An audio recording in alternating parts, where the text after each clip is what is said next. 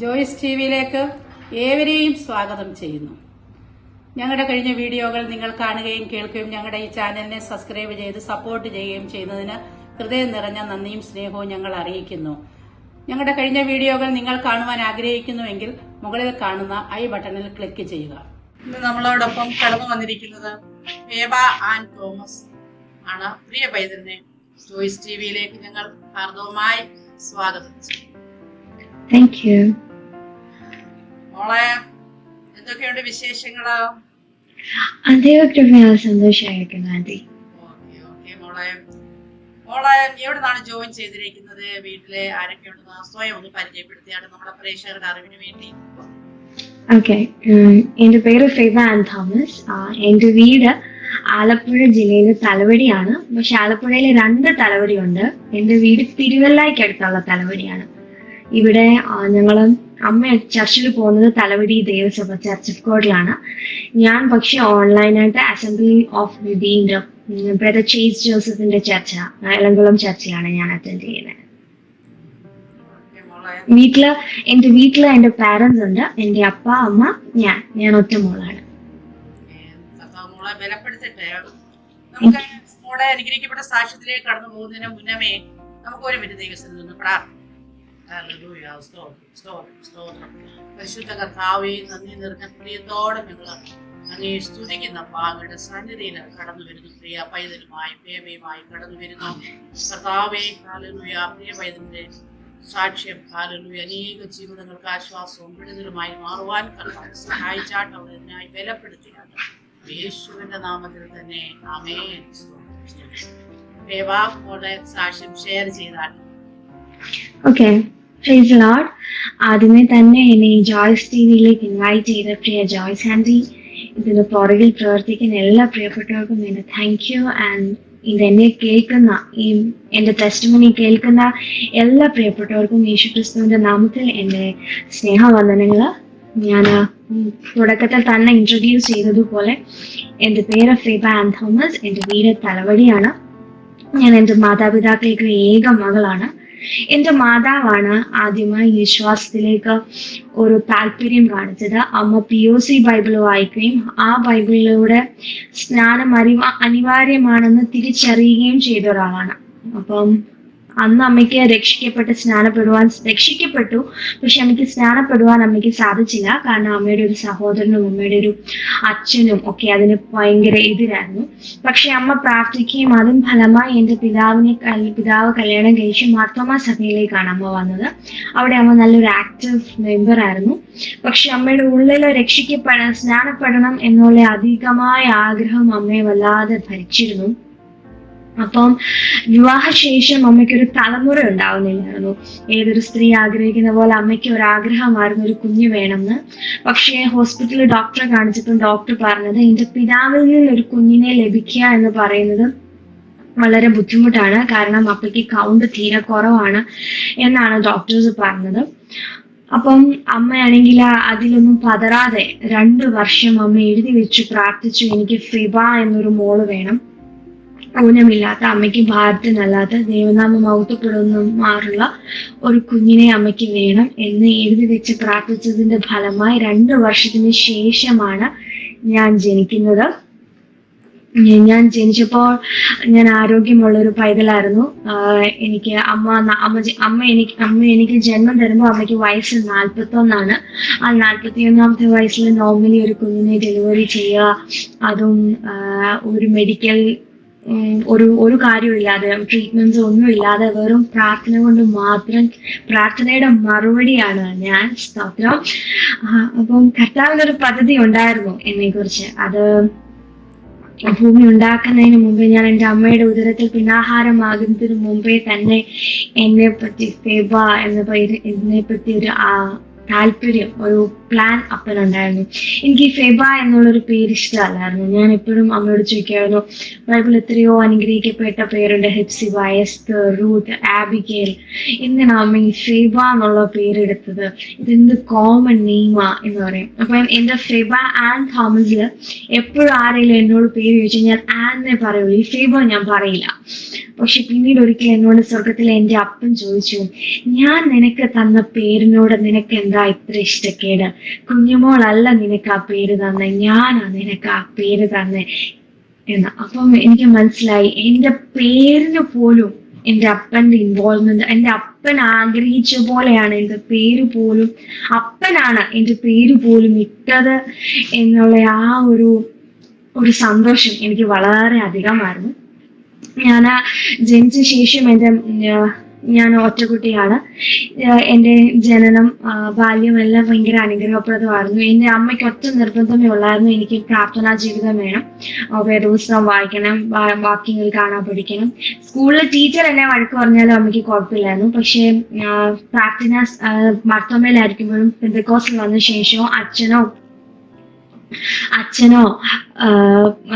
പാസ്റ്ററോ എന്തെങ്കിലും പറഞ്ഞാൽ അമ്മ എന്നെ നന്നായി വഴക്ക് പറയായിരുന്നു. അപ്പം ഞാൻ അങ്ങനെയായി 2002 ജനുവരി മാസമായപ്പോഴും എൻ്റെ അമ്മ എൻ്റെ പിതാവിന്റെ പെർമിഷൻ വാങ്ങിച്ചിട്ട് അമ്മ സ്നാനത്തിന് തയ്യാറായി. അമ്മ കംപ്ലീറ്റ്ലി മാർത്തോമ സഭ വിട്ടു. അങ്ങനെ അമ്മ സ്നാനപ്പെടാൻ അമ്മ എല്ലാം തയ്യാറായപ്പോൾ ഞാൻ മാർത്തോമ പള്ളിയിലെ സെൻട്രൽ സ്കൂൾ കഴിഞ്ഞ് തിരിച്ചു വരുന്ന വഴിയിൽ വെച്ച് പലരും എന്നോട് ഇതിനെപ്പറ്റി സംസാരിക്കുന്നുണ്ടായിരുന്നു. എനിക്ക് മനസ്സിലായില്ല. അപ്പൊ ഞാൻ വന്നപ്പോ അമ്മ സാരി ഉടുക്കുക, ഞാൻ ചോദിച്ചു അമ്മ എവിടെ പോവാമെന്ന് ചോദിച്ചപ്പോ അമ്മ പറഞ്ഞു ഞാൻ പ്രാർത്ഥനയ്ക്ക് പോവാ, ഇനി മുതലും പള്ളി വരത്തില്ല എന്ന് പറഞ്ഞു. അപ്പൊ ഞാൻ പറഞ്ഞു അമ്മ എവിടെയാന്ന് വെച്ചാ പൊക്കോ, ഞാൻ വരത്തില്ല. ഇച്ചിരി ദേഷ്യത്തിലാണ് ഞാൻ പറഞ്ഞത്. അപ്പൊ അമ്മ പറഞ്ഞു, അപ്പൊ എന്റെ പിതാവ് പറഞ്ഞു നീ പോകുന്നിടത്ത് കൊച്ചിനെയും കൊണ്ടുപോകണം, എന്നെ നിർബന്ധിക്കല്ലോ, എന്നെ പ്രതീക്ഷിക്കുകയും ചെയ്യരുത്, ഞാൻ വരത്തില്ല, മാർത്തോമ സഭ വിട്ട് വരത്തില്ല എന്ന് പിതാവ് നേരത്തെ പറഞ്ഞിരുന്നു. അപ്പൊ ഞാനോട് ഇങ്ങനെ പറഞ്ഞപ്പോ അമ്മ പറഞ്ഞു നിങ്ങൾ രണ്ടും വരണ്ട, ഞാൻ പൊക്കോളാം എന്ന് പറഞ്ഞിട്ട് അമ്മയ്ക്ക് ചില സങ്കടവും കരച്ചിലും ഒക്കെ ആയി. അപ്പൊ അമ്മ കരയിനെ കണ്ടപ്പോ ഞാൻ 2-3 ആഴ്ച പോയിട്ട് തിരിച്ച് മാർത്തോമ സഭയിൽ തന്നെ മടങ്ങി വരാം എന്നുള്ള രീതിയിൽ ഞാനും യെസ് പറഞ്ഞു പോവാൻ ഒരുങ്ങി. പക്ഷെ ഞാൻ ഇന്നും വിശ്വസിക്കുന്നു കർത്താവിന് വേണ്ടത് എൻ്റെ അമ്മയായിരുന്നില്ല, എന്നെയായിരുന്നു.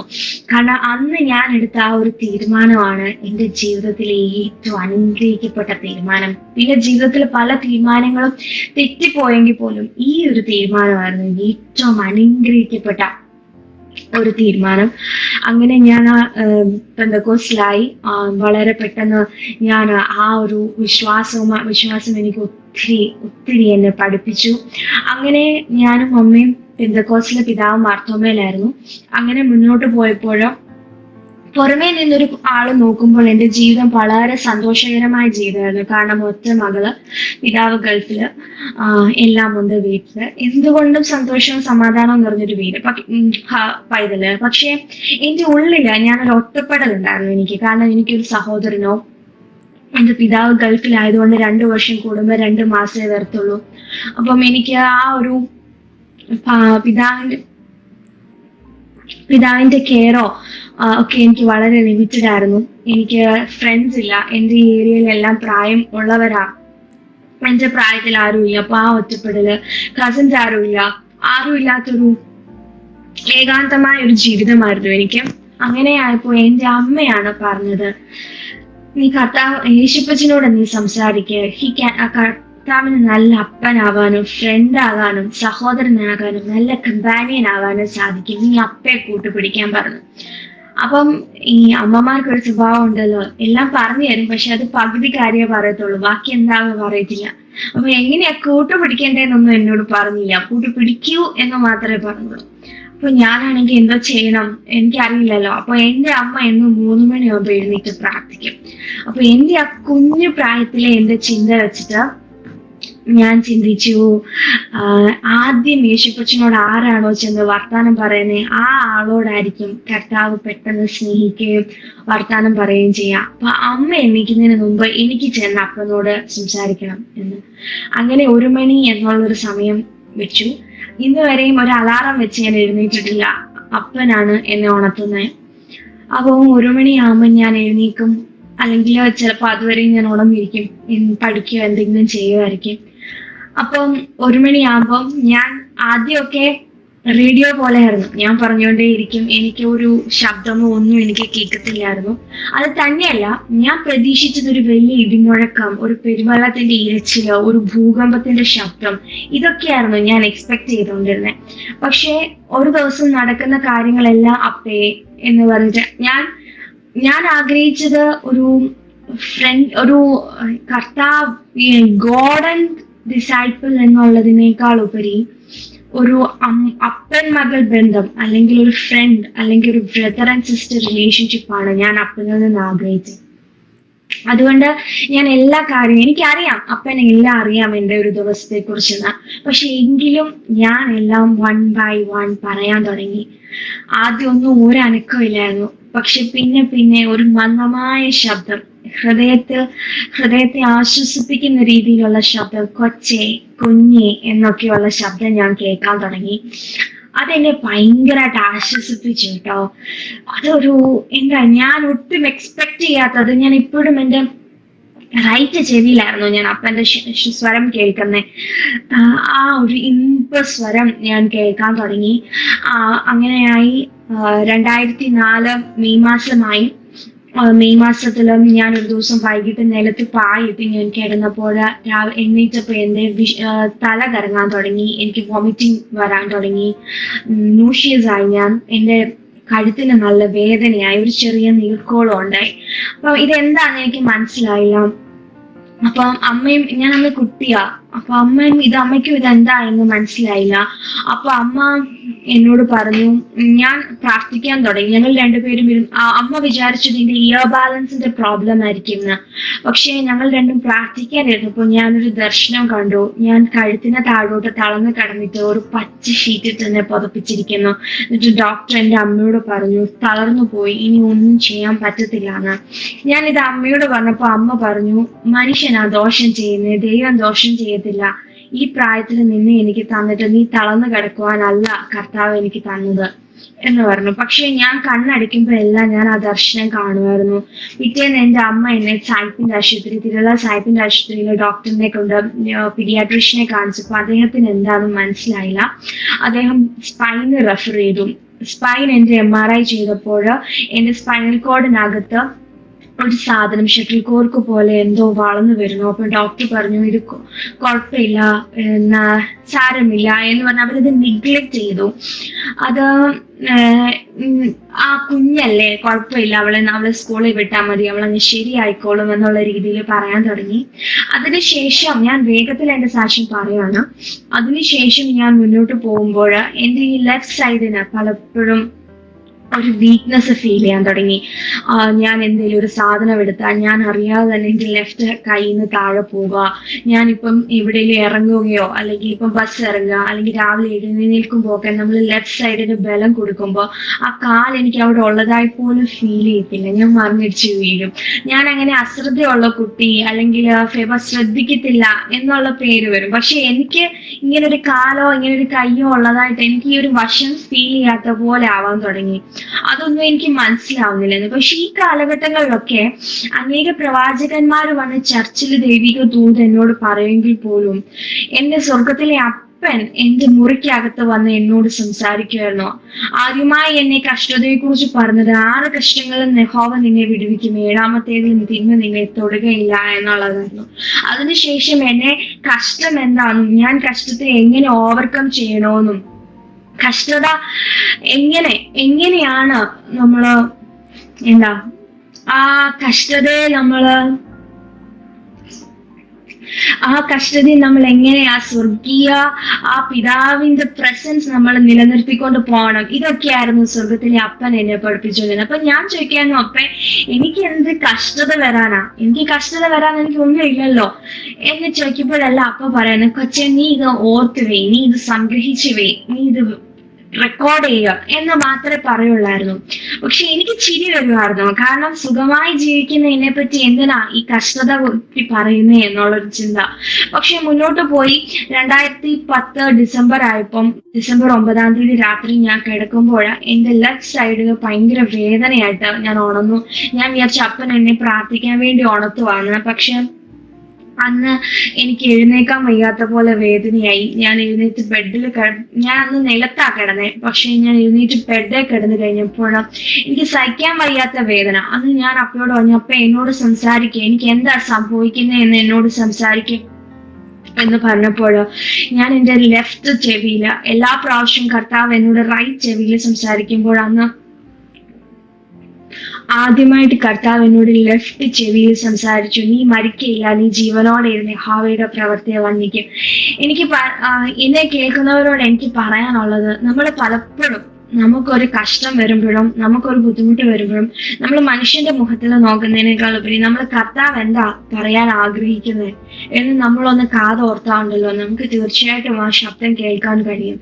ഇന്ന് ഞാൻ എപ്പോഴും പറയുന്ന ഒരു കാര്യമാണ്, എന്നെ ഏറ്റവും കൂടുതൽ എന്തൊക്കെയാന്ന് പറഞ്ഞാലും എന്റെ അസുഖകാര്യം വരുമ്പോൾ ഞാൻ ധൈര്യത്തോടെ ഇരിക്കുന്നത് എന്റെ ലെഫ്റ്റ് ചെവിയിലാ ഞാൻ ഈ ഒരു വാക്ക് കേട്ടത്. അതുവരെയും എല്ലാ കാര്യവും എന്നോട് റൈറ്റ് ചെവിയിലൂടെ സംസാരിച്ച കർത്താവ് ലെഫ്റ്റ്, അതൊരു വ്യത്യസ്തതയായിരുന്നു നമ്മളോടൊപ്പം. നമ്മുടെ ഇന്നും അത് ഇന്നിപ്പോ 2024 കഴിഞ്ഞ 20 വർഷം അല്ലെങ്കിൽ 2010 ഞാൻ ഈ വാക്ക് കേൾക്കുന്നത്. കഴിഞ്ഞ 14 വർഷം 13-14 വർഷം ഞാൻ ഇതിൽ നിലനിന്ന് പോകുന്നത് ഞാൻ ആ ശബ്ദം കേട്ടത് കൊണ്ടാണ്. നമ്മള് ഒരു കഷ്ടതയ്ക്ക് മുമ്പോ അല്ലെങ്കിൽ കഷ്ടതയിലൂടെ കടന്നു പോകുമ്പോഴോ അല്ലെങ്കിൽ നമുക്ക് കഷ്ടത എന്ന് തോന്നുന്ന സാഹചര്യങ്ങളിലൂടെ നമ്മൾ കടന്നു പോകുമ്പോഴോ നമ്മൾ അവിടെ നിലനിൽക്കണമെങ്കിൽ നമ്മളെ ദൈവശബ്ദം കേൾക്കാൻ നമുക്കൊരു താല്പര്യം വേണം. ആ താല്പര്യം നമുക്കുണ്ടെങ്കിൽ തീർച്ചയായിട്ടും ദൈവം നമ്മളോട് സംസാരിക്കും. അത് ചിലപ്പോൾ ശബ്ദം കേൾപ്പിച്ചായിരിക്കില്ല. ഞാൻ ദൈവത്തിന്റെ ശബ്ദം കേൾക്കുമെങ്കിൽ എന്റെ മാതാവിനോട് ദൈവം ശബ്ദത്തിലൂടെ അല്ല, എന്റെ അമ്മയോട് എന്റെ കർത്താവ് വചനത്തിലൂടെയാ സംസാരിക്കണേ. അപ്പം നമുക്ക് എങ്ങനെയാണെങ്കിലും ഏത് മൂഡിലൂടെ ആണെങ്കിലും ചിലപ്പം നമ്മളോട് സംസാരിക്കുകയായിരിക്കും അല്ലെങ്കിൽ വചനത്തിലൂടെ ആയിരിക്കും.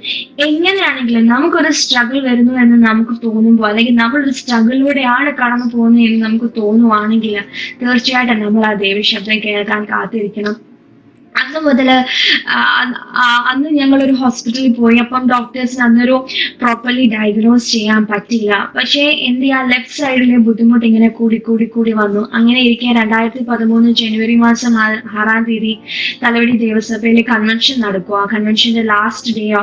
അപ്പം ഞാൻ എന്റെ കംഫർട്ട് സോണിൽ നിന്ന് ഞാൻ പുറത്തു വന്നു. ഞാൻ അന്ന് ഒരുപാട് യാത്ര ചെയ്യുകയും കോയറിന്റെ കാര്യത്തിനൊക്കെ ഞാൻ ഓടി നടക്കുകയൊക്കെ ചെയ്തു. എനിക്ക് ഒന്നിനും ഒരു റെസ്റ്റ് കിട്ടിയില്ല. പക്ഷെ അന്ന് മുട്ടൻ ഗീവർഗീസ് അപ്പച്ചൻ ചർച്ചിൽ വന്നിട്ടുണ്ടായിരുന്നു. അപ്പൊ എനിക്ക് ചർച്ചിൽ ഇരിക്കുമ്പോഴൊക്കെ എന്റെ പുറം നന്നായിട്ട് കട്ട് കഴിക്കുകയും എന്റെ ഈ ലെഫ്റ്റ് കാല് പെട്ടെന്ന് മരവിക്കുകയും മുഴങ്കാലിലൊക്കെ ഇരിക്കാൻ എനിക്ക് വളരെ ബുദ്ധിമുട്ടായിരുന്നു. മിക്കവാറും എന്റെ അടുത്തുള്ള കുട്ടികൾ എന്റെ കാലെ ചവിട്ടുകയും ഒക്കെ ചെയ്യുമായിരുന്നു. അപ്പം എനിക്ക് ചാരി ഇരിക്കാതെ പറ്റില്ലായിരുന്നു. അപ്പം അന്ന് ഒത്തിരി നേരം നിലത്തിരുന്നു. എനിക്ക് തീരെ ഞാൻ ശാരീരികമായി വീക്കായി. അന്ന് ഉച്ചയ്ക്ക് ഞാൻ വന്ന് കിടന്നു കഴിഞ്ഞപ്പോ പാസ്റ്റർ പറഞ്ഞു, ഫീബ ഇച്ചിരി നേരത്തെ വരണേ എന്ന് പറഞ്ഞുകൊണ്ട് ഞാൻ നേരത്തെ പോകാൻ വേണ്ടി കുളിക്കാൻ പുറത്തെ ബാത്റൂമിലേക്ക് പോയപ്പം ഞാൻ വല്ലാതെ വീണു. ആ വീഴ്ചയിൽ നിന്ന് എനിക്ക് എഴുന്നേക്കാൻ പറ്റാതായി. ആ ഒരു ദിവസം ഞാൻ എങ്ങനെയോ കൺവെൻഷൻ എല്ലാം കഴിഞ്ഞു വന്നു. അമ്മ എന്റെ ദേഹത്തെ നീര് കണ്ടിട്ട് പിറ്റേ ദിവസം എന്നെ ഹോസ്പിറ്റലിൽ കൊണ്ടുപോയി. അവര് പറഞ്ഞു ട്രക്ഷൻ ഇടണം എന്ന് പറഞ്ഞിട്ട് എന്നെ ട്രക്ഷൻ ഇട്ട് കഴിഞ്ഞപ്പോഴാണ് എനിക്ക് ഒട്ടും വയ്യാതെയായി. ഞാൻ നീര് കൂടി വരുക. അപ്പൊ ഡോക്ടർ പറഞ്ഞു ഒരു കാര്യം വേറൊരു ഡോക്ടറെ കാണിക്കാമെന്ന് പറഞ്ഞ് ആലപ്പുഴ വണ്ടാനം മെഡിക്കൽ കോളേജിൽ എന്നെ കാണിച്ചു. അവിടുത്തെ ഹെഡ് ഓഫ് ദി ഡിപ്പാർട്ട്മെന്റിനെ അദ്ദേഹത്തിന്റെ വീട്ടിൽ പോയി ഞങ്ങൾ കണ്ടപ്പോൾ അദ്ദേഹം പറഞ്ഞു പ്രൊലാപ്സ്ഡ് ഡിസ്ക് ആയിരിക്കും, അതുകൊണ്ടായി കുനിയാനൊന്നും പറ്റാത്തതിന് നമുക്കൊരു MRI ചെയ്യാന്ന് പറഞ്ഞു. അങ്ങനെ MRI ചെയ്യാൻ വേണ്ടി ഞാൻ വണ്ടാനത്ത് പോയി. ആദ്യത്തെ MRI കഴിഞ്ഞ് രണ്ടാമത് അവർ വന്നിട്ട് പറഞ്ഞു ഞങ്ങളുടെ ഭാഗത്തൊരു മിസ്റ്റേക്ക് പറ്റി, ഞങ്ങൾ ഒന്നുകൂടെ ഒന്ന് MRI ചെയ്തോട്ടെ എന്ന് പറഞ്ഞിട്ട് അവര് റിപ്പീറ്റ് MRI ചെയ്തു. MRI ചെയ്ത് കഴിഞ്ഞിട്ട് അവര് അമ്മയോട് പറഞ്ഞു ഇനി ഫേബായ ഓർത്തോയിലല്ല ന്യൂറോയിൽ കൊണ്ട് കാണിക്കണം, ഇത് ന്യൂറോയിൽ ട്രീറ്റ്മെന്റ് ഉണ്ടാവും എന്ന് പറഞ്ഞു. അങ്ങനെ ഞങ്ങൾക്ക് എന്താ ചെയ്യേണ്ടതെന്ന് അറിയില്ല. അപ്പൊ ഓർത്തോയും പറഞ്ഞു ഒരു ന്യൂറോയെ കാണിക്കുന്നതായിരിക്കും നല്ലേ എന്ന് പറഞ്ഞു. അങ്ങനെ ഞങ്ങള് തിരുവല്ല മെഡിക്കൽ മിഷനിൽ തന്നെ ന്യൂറോയെ കാണിച്ചപ്പോ ന്യൂറോ പറഞ്ഞു ഇതെന്താന്ന് എനിക്ക് മനസ്സിലാവുന്നില്ല, ഒരു കാര്യം ചെയ്യാം ഒരു 10 ദിവസം ഫിസിയോതെറാപ്പി ചെയ്യാൻ പറഞ്ഞു. അങ്ങനെ ഫിസിയോതെറാപ്പിക്ക് വേണ്ടി ഞങ്ങൾ അവിടെ പോയി വരാൻ തുടങ്ങി. ഫിസിയോതെറാപ്പി ചെയ്തു തുടങ്ങി. ഫിസിയോതെറാപ്പിയുടെ ലാസ്റ്റ് ഡേ ഒക്കെ ആയപ്പം അവിടെ മേപ്ര ചച്ചക്കോടിൽ ഒരു ചേച്ചിയാ ഫിസിയോതെറാപ്പിസ്റ്റ്. ചേച്ചി എന്റെ അതിന്റെ അമ്മയോട് പറഞ്ഞു, ആന്റി ഫേബയ്ക്ക് എത്ര ചൂട് ചെന്നാലും ഫേബ തിരിച്ചറിയത്തില്ല, ഫേബയ്ക്ക് എന്തോ പ്രശ്നമുണ്ട്, ഒരു കാര്യം ചെയ്യും, ഫേബ നല്ലൊരു ന്യൂറോയെ, വേറെ ഇച്ചിരിയുടെ ബെറ്റർ ഫെസിലിറ്റി ഉള്ള ന്യൂറോയെ കാണിക്കാൻ പറഞ്ഞു. അപ്പൊ എന്റെ മാതാവിനെ ഞാൻ ജനിച്ച് വളരെ ദിവസങ്ങൾ കഴിഞ്ഞപ്പോഴത്തേനും ഒരു വശം തളർന്നു പോകുന്ന പോലെ ആയിരുന്നു. എനിക്ക് നല്ല ബലക്കുറവുണ്ടായിരുന്നു. അപ്പം അന്ന് വാദമാ എന്ന് മനസ്സിലാക്കി ട്രീറ്റ്മെന്റ് എടുത്തു, റൊമാറ്റോയിഡ് ആണെന്ന്. അപ്പൊ എല്ലാരും പറഞ്ഞു ഇനി ഫെബയ്ക്ക് റൊമാറ്റോയിഡ് ആയിരിക്കും, നമുക്ക് ലേക്ക് ഷോറിൽ കാണിക്കാന്ന് പറഞ്ഞിട്ട് ഞങ്ങൾ ലേക്ക് ഷോറിൽ ഒരു ഡോക്ടറെ കാണാൻ പോയി. അവിടെ ചെന്നപ്പോൾ ഡോക്ടറിന്റെ ബ്ലഡ് ടെസ്റ്റ് എല്ലാം ചെയ്തിട്ട് പറഞ്ഞു ഫെബയ്ക്ക് റൊമാറ്റോയിഡ് ഇല്ല, പക്ഷെ ഫെബ കംപ്ലീറ്റ്ലി ന്യൂറോപ്പതിക് ആണ്, ഞരമ്പിന് നല്ല കുറവുണ്ട്, ഒരു കാര്യം ചെയ്യുക, ഒരു ന്യൂറോളജിസ്റ്റിനെ കാണാമെന്ന് പറഞ്ഞിട്ട് അവിടെ തന്നെ എനിക്കൊരു ന്യൂറോളജിസ്റ്റിനെ റെഫർ ചെയ്തപ്പോഴാണ് ഡോക്ടർ പറയുന്നത് എന്റെ നട്ടലിനകത്ത് സ്പൈനൽ കോഡ്, നമ്മുടെ സുഷ്മിന നാഡിക്കകത്ത് ഒരു സാധനം ഇങ്ങനെ വളർന്നു വരുക. ആ വളർന്നു വന്നിട്ട് അത് ഈ സുഷ്മിന നാഡി ഇങ്ങനെ ഞെരുക്കി ഇരിക്കുക. അത് ചെറുതല്ല, അത്യാവശ്യം വലുതാണ്. ഇത്രയും വലുതായത് എങ്ങനെയാണെന്ന് അവർക്ക് അറിയില്ല. അവർ പറഞ്ഞു ഈ കുട്ടി എങ്ങനെ നടക്കുന്നേ, ഈ കുട്ടി എഴുന്നേറ്റ് നടക്കാൻ ഒരു സാധ്യതയുമില്ല, കാരണം സ്പൈനൽ കോഡിന് ഒരു ബുദ്ധിമുട്ടോ, ഈ നട്ടലിന്റെ ഈ ഒരു കണ്ടീഷൻ ഒരിക്കലും ഈ ഫേബ ഇങ്ങനെ എഴുന്നേറ്റ് നടക്കുകയോ നിൽക്കുകയോ ചെയ്യത്തില്ല. ഫേബ ഇങ്ങനെ എഴുന്നേറ്റ് നിൽക്കുന്നത് ഒരു അത്ഭുതമാണ് പറഞ്ഞു. അങ്ങനെ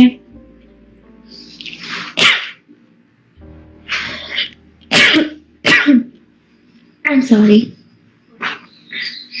അങ്ങനെ ഞങ്ങള് ഡോക്ടേഴ്സ് പറഞ്ഞു ഇത് ഏതെങ്കിലും ഒരു വലിയ ആക്സിഡന്റോ എന്തെങ്കിലും സംഭവിക്കാതെ ഇങ്ങനെ വരത്തില്ല, ഫെബയ്ക്ക് എന്തെങ്കിലും ആക്സിഡന്റ് പറ്റിയിട്ടുണ്ടോ? അമ്മ പറഞ്ഞു നമുക്ക് ആക്സിഡന്റ് ഒന്നും പറ്റിയിട്ടില്ല എന്ന് പറഞ്ഞപ്പോൾ ഡോക്ടർ എന്നാ ഇത് ജനറ്റിക്കലായിരിക്കും എന്ന് പറഞ്ഞു. അപ്പം കാരണം ഇത്രയും ഇത് ഇലോങ്ങേറ്റഡ് ആവണമെങ്കിൽ ഇത് ജനറ്റിക് ആണ്, പക്ഷെ ഈ കുട്ടി എങ്ങനെ നടക്കുന്നേ നിൽക്കുന്നത് ഞങ്ങൾക്ക് മനസ്സിലാവുന്നില്ല എന്ന് പറഞ്ഞു. പിന്നെ അവര് റിവ്യൂവിന് വേണ്ടി പറഞ്ഞു. പക്ഷെ നമ്മൾ വാക്കുകൊണ്ട് പ്രാർത്ഥിക്കുമ്പോഴും വേദപുസ്തകം വായിക്കുമ്പോഴും എല്ലാം മനുഷ്യനെ ആശ്രയിക്കുന്നതിനേക്കാൾ നല്ലത് യഹോവയിൽ ആശ്രയിക്കുന്നത് നല്ലത് എന്ന് പറയുമെങ്കിൽ പോലും നമുക്കൊരു സ്ട്രഗിൾ വരുമ്പോൾ നമ്മളൊരു ചെറിയ പേപ്പറോ അല്ലെങ്കിൽ ഡയറിയോ എഴുതിയിട്ട് നമ്മൾ ആരോടൊക്കെ ഇത് ചോദിക്കണം. മനുഷ്യർ ഇവൻ ആദ്യം നമ്മളൊരു പ്രവാചകന് കൊടുക്കുക, അല്ലെങ്കിൽ രോഗശാന്തിക്കാര്, അല്ലെങ്കിൽ നമ്മുടെ ബന്ധുക്കള്, അങ്ങനെ ഒരുമാതിരി ഓരോരുത്തരുടെയും പേര് നമ്മളിങ്ങനെ എഴുതിയിട്ട് അപ്പോൾ അങ്ങനെ നമ്മളിങ്ങനെ ലിസ്റ്റ് ചെയ്യും. പക്ഷെ ഇതിനകത്തൊന്നും നമ്മൾ യേശുവിന്റെ പേര് അതിനകത്ത് എടുത്തില്ല. അതുപോലെയായിരുന്നു ഞങ്ങളും. ഒറ്റ മോള് ഡോക്ടേഴ്സ് എന്തോ എന്റെ അസുഖത്തിന്റെ പേര് അവര് സെറിങ്കോമൈലിയ എന്നാ പറഞ്ഞു. അപ്പം ഈ കടിച്ചാ പൊട്ടാത്ത പേരുള്ള ഒരു അസുഖം. അപ്പം എല്ലാം കൂടെ വന്നപ്പോ എന്റെ മാതാപിതാക്കളും ആകെ ഡൗണായി, ഇതെന്താ ഇങ്ങനെ എന്നൊക്കെ വിചാരിച്ചു. അവസാനം അവര്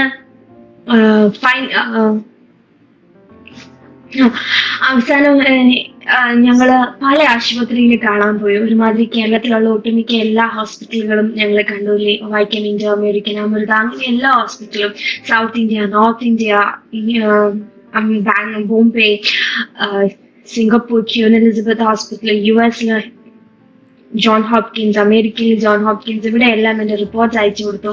റിപ്പോർട്ട്സ് അയച്ചു കിട്ടിയിട്ട് അവരെ പറഞ്ഞത്, ഡോക്ടർ ഹെൻറി ബ്രം പറഞ്ഞത്, ജോൺ ഹോപ്കിൻസിനുള്ള അദ്ദേഹം പറഞ്ഞത്, ഫിബ if you are still alive then it's a God's miracle, you are a God signature. കാരണം ഈ ഒരു മെഡിക്കൽ കണ്ടീഷനിൽ ഞാൻ എഴുന്നേറ്റ് നിൽക്കുക എന്നുള്ളത് വളരെ അത്ഭുതകരമായ കാര്യമാണ് എന്നാണ് എല്ലാവരും പറഞ്ഞത്. പക്ഷെ ഏറ്റവും എന്നെ ഇന്നും കുറ്റപ്പെടുത്തുന്ന ഒരു കാര്യം എന്താന്ന് വെച്ചാൽ, ഈ സമയത്ത് ഞാൻ എന്റെ അപ്പനിൽ നിന്ന് നന്നായിട്ട് പിണങ്ങി. കാരണം അപ്പേ എന്നല്ലാതെ ഞാൻ ഒന്നും എന്റെ കർത്താവിനെ വിളിക്കത്തില്ല. അപ്പേ എന്നും പറഞ്ഞിരിക്കുന്ന എന്നോട് ഇത് ചെയ്തല്ലോ, എന്നോട് ഇത് പറ്റിയില്ല, എനിക്കിങ്ങനെ വന്നല്ലോ. കാരണം എന്റെ കുഞ്ഞുനാള് മുതലുള്ള ആഗ്രഹമായിരുന്നു എനിക്ക് ഡൽഹി എയിംസിൽ MBBS പഠിക്കണം, എനിക്കൊരു പീഡിയാട്രിക് കാർഡിയോ സർജൻ ആവണം എന്നുള്ളത്. എനിക്ക് ആ സമയത്താണ് എനിക്ക് ഡൽഹി എയിംസിൽ MBBS അഡ്മിഷൻ കിട്ടിയിട്ടും എന്റെ ഈ ശരീരത്തിന്റെ ഈ ബലഹീനത നിമിത്തം അവർ മെഡിക്കലി എന്നെ ഡിസ്ക്വാളിഫൈ ചെയ്തു. അപ്പം എനിക്ക് യൂണിവേഴ്സിറ്റി എനിക്ക് കോളേജിൽ കയറാൻ പറ്റത്തില്ല. അപ്പം എന്റെ കയ്യിലെ എന്റെ മുമ്പിലുണ്ടായിരുന്ന ഞാൻ ആഗ്രഹിച്ച ആഗ്രഹം, എന്റെ ജീവിതം, ഞാൻ എന്റേത് എന്ന് കരുതുന്ന പല കാര്യങ്ങളും എന്റെ മുന്നിൽ നിന്ന് നഷ്ടപ്പെട്ടുകൊണ്ടേയിരുന്നപ്പോ ഞാൻ ആകെപ്പാടെ കർത്താവിനോട് അങ്ങ് പിണങ്ങി ദേഷ്യപ്പെട്ട് ഞാൻ ഇനി പ്രാർത്ഥിക്കത്തില്ല എന്നുള്ള ഒരു അവസ്ഥ വരെ എനിക്കെത്തി. പക്ഷെ അവസാനം ഈ ലോകത്തിലെ വൈദ്യന്മാരിലൊന്നും ഞാൻ ആശ്രയിച്ചിട്ട് കാര്യമില്ല, മനുഷ്യരിൽ ആശ്രയിക്കാതെ യഹോവയിൽ തന്നെ ഞാൻ ആശ്രയിച്ച് രസിച്ച് കൊള്ളണം എന്നുള്ള തിരിച്ചറിവ് എനിക്ക് വന്നപ്പോൾ ഞാൻ വിചാരിച്ച കർത്താവും പിണങ്ങിപ്പോയിട്ടുണ്ടാവും, ഇനി ഞാൻ കുറെ പാടുപെടേണ്ടി വരും ആ ദൈവസന്നിധിയിലേക്ക് ഞാൻ വരാൻ. പക്ഷെ anti, he was waiting for me. എനിക്കറിയാം കൊച്ചെ, നീ എന്നെ ഇട്ടിട്ട് പോത്തില്ല എന്നുള്ള രീതിയിൽ he was waiting. അപ്പ എന്നെ മറന്നു കളഞ്ഞില്ല. നമ്മളെ മറക്കാത്തൊരു ദൈവമാണ് നമ്മുടെ ദൈവം. അപ്പ പിന്നെയും എന്നെ ചേർത്ത് പിടിച്ചു. എന്താ പറയാ, എനിക്ക് ആ ഒരു ആശ്വാസവും ആ ബന്ധവും വളരെ ഡീപ്പായിരുന്നു എനിക്ക്. സ്തോത്രം. അത് കഴിഞ്ഞ് 2016 ഞങ്ങൾ ഡൽഹിയിലായിരിക്കുമ്പോൾ ഫെബ്രുവരി മാസം 18 എനിക്ക് റിപ്പോർട്ട് വന്നു ദാറ്റ് എന്റെ സ്പൈനൽ കോഡിനകത്ത് C4 C5 ട്യൂമേഴ്സ് ഉണ്ട്, മെലിഗ്നന്റ് ആണ്, ഞാനിത് സർവൈവ് ചെയ്യാൻ പാടായിരിക്കും എന്ന് പറഞ്ഞു. എന്റെ മാതാവിനോട് ഇത് പറഞ്ഞു. അമ്മ ആകെ വിഷമിച്ചു. എന്നോട് അമ്മ പറഞ്ഞു, എന്നെ ഇട്ടേച്ച് പോവല്ലേ, നീ ഇല്ലാണ്ട് എനിക്ക് ജീവിക്കാൻ പറ്റത്തില്ല എന്ന്. പക്ഷെ ഞാൻ വളരെ ഹാപ്പി ആയിരുന്നു. കാരണം ഈ സമയങ്ങളിലൊന്നും എനിക്ക് ഉറക്കമില്ല, ഭയങ്കര അതിവേദനയാണ്, ശ്വാസമുട്ട് വേദന, എനിക്ക് സഹിക്കാൻ വയ്യാത്ത അവസ്ഥ. അപ്പൊ ഞാൻ ചിന്തിക്കുന്നത്, എന്റെ ഈ മലിഗ്നന്റ് കാരണം ഞാൻ മരിച്ചു പോവാണെങ്കിൽ ഞാൻ എന്റെ അപ്പന്റെ കൂടെ പോകും, എനിക്കിതിൽ നിന്നൊരു വിടുതലാണ്. പക്ഷെ അമ്മയെ സംബന്ധിച്ചിടത്തോളം അമ്മയ്ക്ക് ഞാൻ ഇല്ലാണ്ട് പറ്റത്തില്ല എന്നുള്ളൊരു ചിന്ത. ഞാൻ പറഞ്ഞു, അമ്മയും അപ്പ എങ്ങനെയാന്ന് വെച്ചാൽ ജീവിച്ചോ, ഞാൻ എന്റെ സ്വർഗത്തിലെ അപ്പന്റെ അടുക്ക പോകും, I don't care about anything. പക്ഷെ ഈ ഉറക്കത്തിലും കരയാൻ പറ്റും എന്നുള്ളതിന്റെ ഒരു ലിവിങ് എക്സാമ്പിൾ എന്റെ അമ്മ എന്നെ കാണിച്ചു തന്നു. അന്ന് മുതൽ അമ്മ എപ്പോഴും കരച്ചിലായിരുന്നു. കിച്ചണിലായിരിക്കുമ്പോഴും ഹാളിലായിരിക്കുമ്പോഴും ഞങ്ങൾ തമ്മിൽ സംസാരിക്കുമ്പോഴും എല്ലാം അമ്മ കരച്ചിലായിരുന്നു. അമ്മ എന്തിനാ കരയുന്നതെന്ന് ചോദിച്ചാൽ അമ്മയുടെ മോൾക്ക് വയ്യ, മോളിനി 6 മാസം പോലും ഇല്ല എന്നുള്ളത്. പക്ഷേ ഒരു ദിവസം ഞാനും അമ്മയും കൂടെ സംസാരിച്ചുകൊണ്ടിരിക്കുമ്പോ അമ്മ എന്നോട് പറഞ്ഞു, ഞാൻ കിടക്കാൻ പോവാന്നും പറഞ്ഞ് പോയി കിടന്നു. ഞാൻ ചെന്ന് നോക്കുമ്പോ അമ്മ ഒരുമാതിരി അവിടെ പൂച്ചക്കുഞ്ഞ് കരയുന്ന ശബ്ദം കേട്ടിട്ട് ഞാൻ നോക്കുമ്പോ അമ്മ കിടക്കുവാ, തലേ തുണിയുണ്ട്, അമ്മ പ്രാർത്ഥിക്കുന്ന പോലെ കിടക്കുന്നേ. പക്ഷെ അമ്മ ഉറക്കമാണ്, കരച്ചിലുമാണ്. ഞാനൊരു ഫോട്ടോ എടുത്തിട്ട് എന്റെ ഫ്രണ്ടിനോട് ചോദിച്ചു, ഒരേ സമയത്ത് എങ്ങനെയാണ് ആൾക്ക് കരയാനും ഉറങ്ങാനും പറ്റുന്നേ എന്ന്. അമ്മ വാഷ്റൂമിൽ ഇരുന്നാലും കിച്ചണിൽ ഇരുന്നാലും എല്ലാം അമ്മ കരച്ചിലായിരുന്നു. പക്ഷെ ഒരു സൺഡേയില് അമ്മ സഭായോഗത്തിന് സാക്ഷ്യം പറഞ്ഞു, നിനക്ക് കടുകുമണിയോളം വിശ്വാസമുണ്ടെങ്കിൽ മലയോട് നീങ്ങി കടലിൽ പോക എന്ന് പറഞ്ഞാൽ പോക തന്നെ ചെയ്യും എന്ന് അമ്മ വിശ്വാസത്തോടെ പ്രഖ്യാപിച്ചിട്ട് പറഞ്ഞു. ഞാൻ ആ ട്യൂമറിനോട് പറയാ, അവിടെ നിന്ന് പോക എന്ന് അമ്മ കൽപ്പിച്ചു. തിരിച്ച് വീട്ടിൽ വന്നപ്പോഴും എനിക്ക് വേദനയാ. സാധാരണഗതിയിൽ പിന്നീട് ഞാൻ ചിന്തിക്കാറുണ്ട്, അമ്മ വിശ്വാസം പ്രഖ്യാപിച്ചിട്ട് തിരിച്ചു വീട്ടിൽ വന്നപ്പോ അമ്മയുടെ മൂക്ക് വേദനയാ, എന്തുകൊണ്ട് അമ്മയുടെ വിശ്വാസം അവിടെ പോയില്ല എന്ന്. പിന്നീട് അമ്മ കരഞ്ഞില്ല. ആ സഭായോഗത്തിന് ശേഷം അമ്മ കരഞ്ഞിട്ടില്ല. നോർമൽ പ്രാർത്ഥനയുടെ സമയത്തിന് മാത്രമേ അമ്മ കരയുള്ളൂ, അല്ലാതെ ചുമ്മാ അമ്മ ഇരുന്ന് കരയില്ല. പക്ഷേ എന്നെ ഒത്തിരി അത് ചിന്തിപ്പിച്ചിട്ടുണ്ട്. അമ്മ വിശ്വാസം പ്രഖ്യാപിച്ചു തിരിച്ചു വീട്ടിൽ വന്നപ്പോഴും മൂക്ക് വേദനയാ. പക്ഷെ അമ്മയുടെ വിശ്വാസത്തിന് അവിടെ അമ്മ ആ പ്രഖ്യാപനം കഴിഞ്ഞിട്ട് അമ്മ അങ്ങനെ ഇരുന്നു. ചിലപ്പോ കർത്താവ് അവിടെ ഒരു പ്രൊബേഷൻ പീരീഡ് ആയിരിക്കും. കുഞ്ഞുമോള്, എന്റെ അമ്മയുടെ പേര് കുഞ്ഞുമോളാ. കുഞ്ഞുമോള് വിശ്വാസം പ്രഖ്യാപിച്ചു. അവൾ എത്രത്തോളം വിശ്വാസത്തിൽ നിൽക്കുമോ അവളുടെ വേദന കണ്ട്. കാരണം എന്റെ ഓർമ്മയില് ആ സമയങ്ങളിലൊക്കെ എനിക്ക് വേദന കൂടിക്കൂടി രാത്രിയിൽ ഉറക്കം പോലും ഇല്ലാതെ ഇരിക്കുന്ന സമയമാ. പക്ഷേ കർത്താവ് അവിടെയെല്ലാം എന്റെ അമ്മയുടെ ആ വിശ്വാസം, ആ പ്രഖ്യാപനത്തിന് ശേഷം എനിക്ക് വേദന കൂടിക്കൊണ്ട് വന്നു. പക്ഷെ മെയ് മാസം 14 റിപ്പീറ്റ് MRI ചെയ്തപ്പോൾ എന്റെ അവിടെ ആ ട്യൂമർ ഇല്ലായിരുന്നു. ഞാൻ എന്നും എന്റെ സാക്ഷ്യം ഞാൻ ഷെയർ ചെയ്യുമ്പോൾ മാതാക്കൾ കേൾക്കുന്നുണ്ടെങ്കിൽ ഞാൻ മാതാക്കളോട് പറയുന്ന ഒരു കാര്യമാണ്, തലമുറ എങ്ങനെയാണെന്ന് പറഞ്ഞോട്ടെ, ഇപ്പൊ ദൈവസഭ പറയുക തലമുറ നശിച്ചുപോയി, ദൈവഭക്തിയില്ല, അല്ലെങ്കിൽ തലമുറയും കൊണ്ട് കരയുവാണോ, ഏത് അവസ്ഥയിലൂടെ നിങ്ങൾ കടന്നു പോയിക്കോ, ഒരു ഒരു ഒരു ഒരു ബെറ്റർ ആവത്തില്ല എന്ന് വൈദ്യശാസ്ത്രവും അല്ലെങ്കിൽ സഭയും അല്ലെങ്കിൽ ദേശവും നിങ്ങളുടെ ബന്ധുക്കളും ചാർച്ചക്കാരും ഒക്കെ പറഞ്ഞു. പക്ഷെ ഒരു കരയുന്ന മാതാവ് ആ കുഞ്ഞിനുണ്ടോ, ആ കുഞ്ഞ് ഒരിക്കലും നശിച്ചു പോകത്തില്ല, ആ കുട്ടി ഒരിക്കലും നഷ്ടപ്പെട്ടു പോകത്തില്ല എന്നുള്ളതിന്റെ ഒരു ലിവിങ് എക്സാമ്പിളാ ഞാന്. കാരണം എന്റെ മാതാവ് വന്ന് കരഞ്ഞത്, കാരണം എനിക്ക് നന്നായി പറയാം, കർത്താവ് എനിക്ക് സൗഖ്യം താ, അല്ലെങ്കിൽ എന്റെ ഈ ട്യൂമറിനെ മാറ്റണേ എന്ന് ഒരിക്കൽ പോലും ഞാൻ ആ 3-4 മാസം പറഞ്ഞിട്ടില്ല. പിന്നെ സഭ പ്രാർത്ഥിച്ചിരുന്നു, പക്ഷെ അതിനേക്കാൾ ഉപരി എന്റെ മാതാവ് പ്രാർത്ഥിച്ചു. ആ മാതാവിന്റെ വിശ്വാസത്തിന്റെ മേലാണ് കർത്താവ് അവിടെ പ്രവർത്തിച്ചത്. ഒരു കരയുന്ന മാതാവിന്റെ വിശ്വാസത്തിന്റെ മേൽ ദൈവം പ്രവർത്തിക്കുക തന്നെ ചെയ്യും. ആ കണ്ണുനീര് ഒന്നും വൃഥാവായി പോകത്തില്ല. എന്റെ അമ്മ പറയും, കണ്ണുനീര് കുപ്പിയിലാ കർത്താവ് നിറച്ചു വെച്ചേക്കുന്നേ. ആ കണ്ണും കുപ്പിയിലാകുമ്പോ കാണാൻ പറ്റുമല്ലോ കണ്ണുനീര് ഇങ്ങനെ കിടക്കുന്നേ. അപ്പൊ കർത്താവെന്ന് പറയാലോ ഇത് നിറയാൻ തുടങ്ങി എന്ന്. അപ്പം അങ്ങനെയായി മുന്നോട്ട് പോകാൻ തുടങ്ങി. അപ്പൊ എനിക്ക് ഈ ട്യൂമറൂടെ ആയി കഴിഞ്ഞപ്പം എനിക്ക് ശാരീരികമായിട്ട് ഇച്ചിരൂടെ ഞാൻ ബലഹീനയായി. അപ്പൊ ഞാൻ ലേക്ക് ഷോറിൽ കാണിച്ചപ്പോൾ ഡോക്ടർ എന്നോട് പറഞ്ഞായിരുന്നു, ഷീബ ഒരു വാക്കിംഗ് സ്റ്റിക്ക് വാങ്ങിക്കണം, നീ വീഴാൻ സാധ്യതയുണ്ട്, വീഴാൻ ശരിയാവത്തില്ല, ഒരു വാക്കിംഗ് സ്റ്റിക്ക് വാങ്ങിക്കണം എന്ന് പറഞ്ഞു.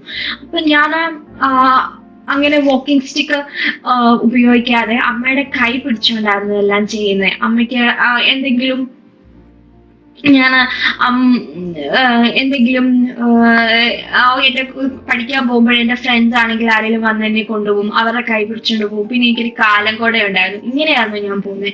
പക്ഷെ ഇത് ട്യൂമർ വന്നു കഴിഞ്ഞപ്പോൾ ഡോക്ടർ പറഞ്ഞു, ഫേബ ഇനിയും അമ്മേന്റെ കൈ പിടിച്ച് നീ നടക്കരുത്, നീ ഒരു വാക്കർ വാങ്ങിക്കണം, കാരണം നീ വീക്ക് ആയിക്കൊണ്ടിരിക്കുക, നിങ്ങൾ 2 പേരും കൂടെ വീഴും എന്ന് പറഞ്ഞു. അപ്പൊ ഞാൻ ചിരിച്ചിട്ട് പറഞ്ഞു, ഞാൻ ചിരിച്ചു. അപ്പൊ എന്റെ അമ്മ വാക്കർ വാങ്ങിക്കാൻ ഒരുങ്ങി. പിന്നെ ഞാൻ പറഞ്ഞു, അമ്മ എനിക്ക് വാക്കർ വേണ്ട, എനിക്കൊരു വാക്കിംഗ് സ്റ്റിക്ക് മതി, തലവടി വീട്ടിൽ അമ്മച്ചിയുടെ വാക്കിംഗ് സ്റ്റിക്ക് ഉണ്ടല്ലോ, നമുക്ക് അത് എടുത്തോണ്ട് വരാം. അപ്പൊ ഞങ്ങള് ഡൽഹിയിലാണ് ഈ സമയത്ത്, നമുക്ക് അത് ഉപയോഗിക്കാന്ന് പറഞ്ഞു. അങ്ങനെ ഞാൻ വാക്കിംഗ് സ്റ്റിക്ക് ഉപയോഗിച്ചു. പിന്നെ ഡോക്ടറിന്റെ അടുത്ത് ചെന്നപ്പോൾ ഡോക്ടർ പറഞ്ഞു, ഞങ്ങള് വാക്കിംഗ് സ്റ്റിക്ക് പറഞ്ഞപ്പോ നീ അമ്മയുടെ കൈ പിടിച്ചു, വാക്കർ പറഞ്ഞപ്പോ നീ വാക്കിംഗ് സ്റ്റിക്ക് എടുത്തു, ഇനി ഞങ്ങള് വീൽ ചെയർ പറയുമ്പോഴാണോ നീ വാക്കറെ കയറുന്നതെന്ന് ചോദിച്ചു.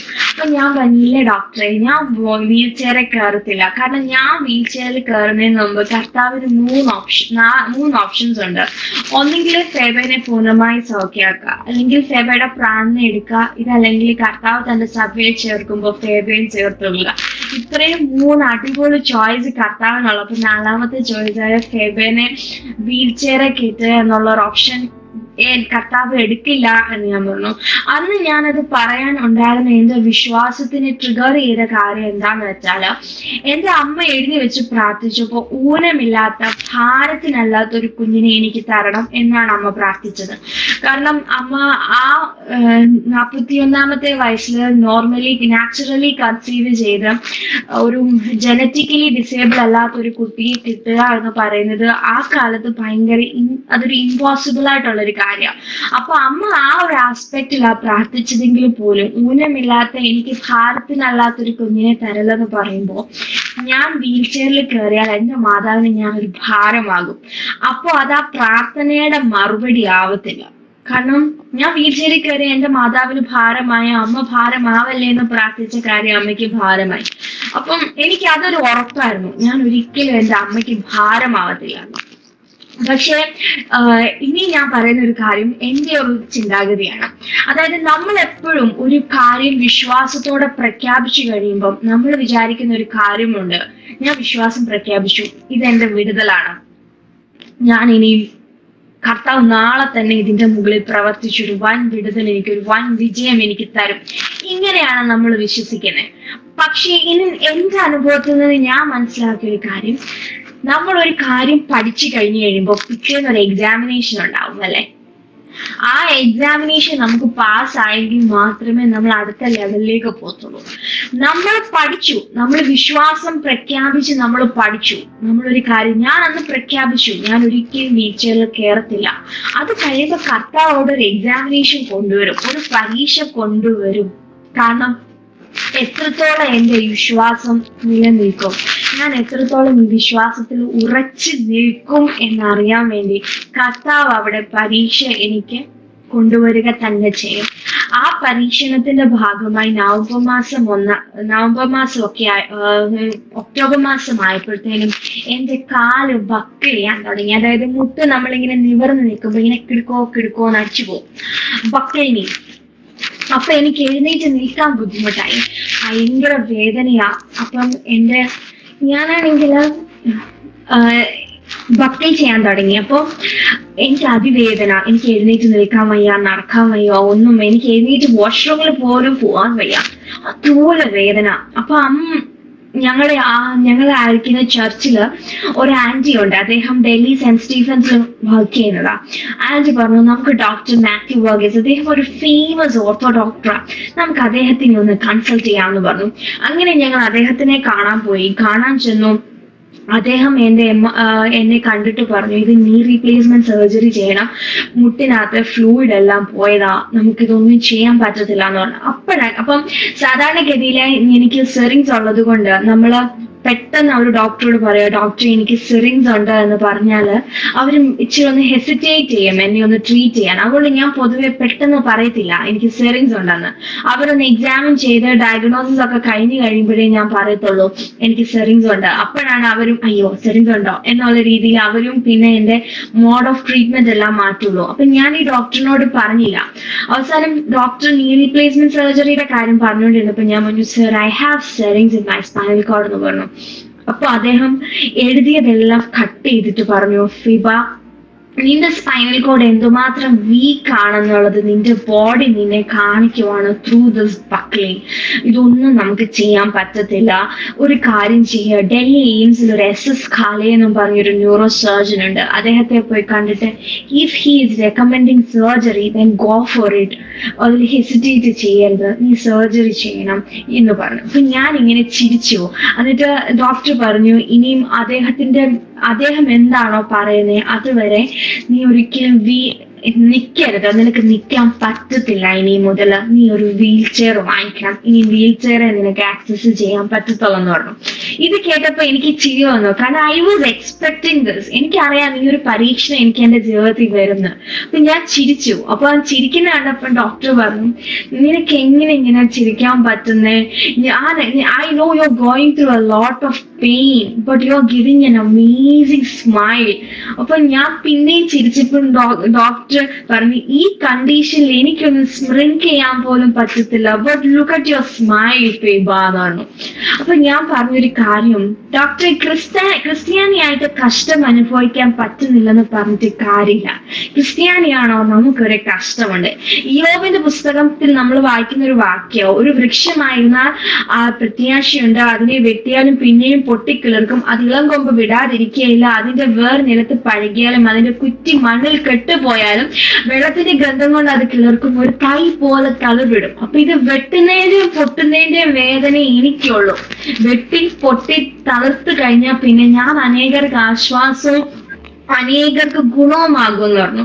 അന്നേരം ഡോക്ടർ ചിരിച്ചു. കാരണം ഡോക്ടർ ചിരിച്ചിട്ട് doctor wheelchair recommending wheelchair എന്ന് എഴുതിയിട്ട് എന്നെ വിട്ടു. പക്ഷേ പിന്നീട് എന്റെ അമ്മ ഇതിനെപ്പറ്റി ഒന്നും പറഞ്ഞില്ല. ഞങ്ങൾ വീൽ ചെയർ വാങ്ങിച്ചില്ല. ഞങ്ങൾ വീട്ടിൽ വന്നു. ഞാൻ അങ്ങനെ ഒരു കാരണം ഞാൻ ഓൾറെഡി വീൽ ചെയർ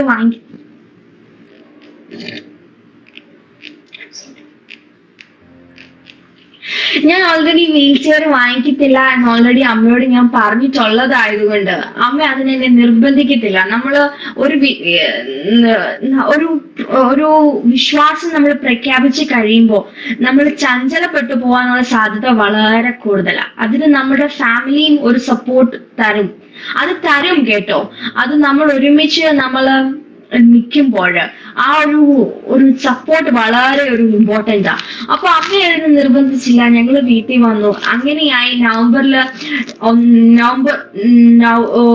മാസം 1-ാം തീയതി 30-ാം തീയതി ഞങ്ങളുടെ വീട്ടില് സഹോദരിമാരുടെ പ്രാർത്ഥനയാ. അപ്പം സഹോദരിമാര് വന്നു നോക്കിയപ്പോ എനിക്ക് വേദന സഹിക്കാൻ വയ്യാതെ ഞാൻ കിടക്കുക. അവരെല്ലാം പറഞ്ഞു ഫേബ കിടന്നോട്ടെ, ഫെബയ്ക്ക് വേദന അതുകൊണ്ടാ ഫേബ ഇങ്ങനെ കിടക്കുന്നത്, അല്ലെങ്കിൽ ഫേബ എഴുന്നേറ്റ് വന്നേനെ എന്ന് പറഞ്ഞിട്ട് അവരെല്ലാം അങ്ങ് പോയി. ഞാനപ്പൊ ഇങ്ങനെ കിടന്നപ്പോ ഉണ്ടല്ലോ എന്നോട് എന്റെ സ്വർഗത്തിലെ അപ്പം പറഞ്ഞു, കൊച്ചേ നീ അവിടെ പോയിരിക്കുക. ഞാൻ പറഞ്ഞു എന്റെ ഇത് എന്റെ അമ്മ എന്നോട് പറയുന്നെങ്കിൽ എനിക്ക് മനസ്സിലാക്കാം അമ്മയ്ക്ക് എന്റെ വേദന അറിയത്തില്ലെന്ന്, ബട്ട് അപ്പയ്ക്ക് എന്റെ വേദന അറിയാം. എന്നോട് എങ്ങനെ പറയാൻ പറ്റുന്നേ? അപ്പൊ പറഞ്ഞു കൊച്ചേ നീ അവിടെ പോയി ഇരിക്കുക. അത് ഇച്ചിരി ദേഷ്യ സ്വരത്തിലാ പറഞ്ഞേ, സ്ട്രിക്റ്റ് ആയിട്ട്. അപ്പം ജോയ്സ് ആൻഡി, ഞാൻ വിശ്വസിക്കുന്നത് ഈ മന്ദിരം, ഈ ശരീരമാകുന്ന മന്ദിരം ദൈവത്തിന്റെ ആലയവും ഈ ആലയത്തിൽ ദൈവം വസിക്കുകയും ചെയ്യുന്നുവെങ്കിൽ ഞാൻ ഈ ശരീരത്തിൽ എന്തെല്ലാം കഷ്ടം അല്ലെങ്കിൽ എന്തെല്ലാം വേദന സഹിക്കുന്നു അതെല്ലാം എന്റെ കൂടെ എന്റെ സ്വർഗത്തിലെ അപ്പനും സഹിക്കുന്നുണ്ട്. ഞാൻ ഒറ്റയ്ക്കല്ല ഇതില്. എനിക്ക് കൈക്ക് വേദനയാണോ? അപ്പൻ അറിയുന്നുണ്ട് ആ കൈയുടെ വേദന, കാരണം അപ്പനും വേദനിക്കുന്നുണ്ട്, കാരണം അപ്പൻ ഇതിനകത്താ വസിക്കുന്നേ. ഞാൻ ഒറ്റയ്ക്കല്ല. എനിക്ക് കഴുത്ത് നല്ലാണ്ട് വേദനിക്കുന്നുണ്ട്, എനിക്ക് കഴുത്ത് അനക്കാൻ വയ്യേ. കർത്താവിനറിയാം, കർത്താവിനും കഴുത്ത് അനക്കാൻ പറ്റുന്നില്ല, കാരണം കർത്താവ് ഇതിനകത്താ വസിക്കുന്നത്. ഞാൻ ഒറ്റയ്ക്കല്ല. എന്റെ ഉള്ളിൽ കർത്താവ് വസിക്കുമ്പോൾ ഉണ്ടാവുന്ന ആ ഒരു അഷ്വറൻസ് ആണത്, ഒരു ഉറപ്പാണ് ഞാൻ ഒറ്റയ്ക്കല്ല എന്നുള്ളത്. അപ്പൊ ഞാൻ ഇത് പറഞ്ഞു കഴിഞ്ഞപ്പോ അപ്പം പറഞ്ഞു കൊച്ചേ നീ അവിടെ പോയിരിക്കുന്ന പറഞ്ഞു. ഞാൻ എങ്ങനെയൊക്കെയോ അവിടെ പോയിരുന്നു കേട്ടോ. ഒരുമാതിരി കാലൊക്കെ വല്ലാണ്ട് എടുത്തൊക്കെ വെച്ച് സോഫയുടെ മണ്ടയ്ക്ക് വെച്ചിട്ട് ഞാൻ ഇങ്ങനെ ഒരു ചേരയിൽ ഇരിക്കോ. അപ്പം ഞാൻ ഇങ്ങനെ കണ്ണടച്ച് ആരാധിക്കാൻ തുടങ്ങി. അപ്പൊ എനിക്ക് അന്യഭാഷയിൽ ആരാധിക്കാൻ ഭയങ്കര ഇഷ്ടമാണ്. അപ്പം കാരണം അന്യഭാഷയിൽ നമ്മൾ ആരാധിക്കുമ്പോൾ മനുഷ്യരോടല്ല ദൈവത്തോടാണ് നമ്മൾ സംസാരിക്കുന്നത്. അപ്പൊ ഞാൻ ഇങ്ങനെ കണ്ണടച്ച് ആരാധിക്കാൻ തുടങ്ങിയപ്പോൾ ഞാൻ ഇങ്ങനെ എന്റെ റൈറ്റ് സൈഡിലൂടെ ഒരാളിങ്ങനെ നടന്നു വരും. ഞാൻ എന്റെ ദർശനങ്ങളിൽ പലപ്പോഴും കാണുന്ന ഒരു വെള്ള മുണ്ടും വെള്ള ജുബയിട്ട് നല്ല മുടിയുള്ള ഒരു അപ്പച്ചനുണ്ട്, നല്ല വാർദ്ധക്യമാണ്. ആ അപ്പച്ചൻ എന്റെ ദർശനത്തിൽ എപ്പോഴും കാണുന്ന ഒരു അപ്പച്ചനാണ്. ഈ അപ്പച്ചൻ എന്റെ അടുത്ത് വന്നിട്ട് നമ്മൾ ദാനിയേലിന്റെ പുസ്തകത്തിലെ വയോധികനായ പുരുഷൻ, ഈ അപ്പച്ചൻ എന്റെ 2 കാലും എടുത്ത് മടി വെച്ചിട്ട് എന്നെ തലോടാൻ തുടങ്ങി. കർത്താവിനെ കൈ കിട്ടിയല്ലേ, ഞാൻ വെറുതെ വിടുവോ? ഞാൻ പറഞ്ഞു എന്റെ പൊന്നപ്പേ, എന്റെ പ്രായത്തിലുള്ള പിള്ളേരിങ്ങനെ വേദനിക്കുന്നത് കാണുമ്പം സാധാരണക്കാരായ മനുഷ്യര് പോലും ചിന്തിക്കും കഷ്ടമുണ്ടാ, കൊച്ചു വേദനിക്കുന്ന നോക്കാന്ന് വിചാരിക്കും. പക്ഷെ അങ്ങേക്ക് കണ്ണിച്ചോരെന്ന് പറയുന്ന ഒരു സാധനമില്ല. ഞാൻ ഇങ്ങനെ കിടന്ന് വേദനിക്കുക, കർത്താവിന്റെ ഒന്നും അറിയത്തില്ല, അങ്ങനെയാ ഇങ്ങനെയാന്നൊക്കെ പറഞ്ഞ് ഞാൻ അങ്ങോട്ടും വഴക്കുണ്ടാക്കാൻ തുടങ്ങി. പക്ഷെ അവസാനം എനിക്ക് സ്നേഹമായി. ഞാനൊരു പാട്ടൊക്കെ പാടി ഞാൻ ആ കർത്താവിനോട് സംസാരിച്ചു. അപ്പം കേൾക്കുന്നവരെല്ലാം ഞാൻ അന്യഭാഷയിൽ വിവിധ ഭാഷകളിൽ സംസാരിക്കുവാണെന്നാ മനസ്സിലാക്കുന്നത്. വേറൊരു രസം എന്താന്ന് വെച്ചാൽ ജോയ്സ് ആൻഡി, ഞാൻ ഈ കാലിന്റെ പ്രശ്നത്തിന്റെ കാര്യത്തില് കർത്താവ് എനിക്കിപ്പം വിടുതൽ വേണം, എന്നെ സൗഖ്യമാക്കുക, ഇങ്ങനൊന്നും പറഞ്ഞില്ല. അപ്പയ്ക്ക് ഇഷ്ടമുള്ള പോലെ ചെയ്യുക. ഞാൻ വീൽ ചെയറിൽ കയറത്തില്ല, എനിക്ക് വീൽ ചെയർ വേണ്ട. അപ്പൻ എന്താണോ ആഗ്രഹിക്കുന്നത് അത് നടക്കട്ടെ, അല്ലാതെ എനിക്ക് വയ്യ, ഞാൻ കർത്താവെ ഞാൻ വീൽ ചെയറെ കയറത്തില്ലെന്ന് പറഞ്ഞിട്ട് എന്തുവാ അങ്ങനെയൊന്നും ഞാൻ പോയില്ല, ക്വസ്റ്റ്യനിങ്ങിന് പോയില്ലേ. ബട്ട് ഇൻസ്റ്റെഡ് അപ്പയുടെ ഹിതം പോലെ അങ്ങ് നടക്കട്ടെ എന്ന് വെച്ചു. അന്ന് പ്രെയർ കഴിഞ്ഞ് ഞാൻ എഴുന്നേറ്റപ്പം അവൻ നരിയാണികളായി ഉറച്ചു എന്ന് വചനത്തിൽ വായിക്കുന്ന പോലെ ഫേബയുടെ മുട്ട് ഉറച്ചാണ് ഫേബ എഴുന്നേറ്റത്. പക്ഷെ ഇന്നും എന്റെ മുട്ടിനകത്ത് ഫ്ലൂയിഡ് ഇല്ല. എനിക്ക് മുട്ട് ബക്കിൾ ചെയ്യാനുള്ള സാധ്യത പണ്ടത്തേതിലും ഒരുപാട് കൂടുതലാണ്. പക്ഷെ ഇന്ന് വരെ എന്റെ കാല് ബക്കിൾ ചെയ്തിട്ടില്ല. നമ്മൾ നിർബന്ധം പിടിക്കാതെ ദൈവത്തിന്റെ ഹിതത്തിനായി നമ്മൾ ഏൽപ്പിച്ചു കൊടുക്കുമ്പോൾ നമ്മുടെ സാക്ഷ്യത്തിന്, നമ്മുടെ വിറ്റ്നസിന് ഒരു പ്രത്യേകത വരും.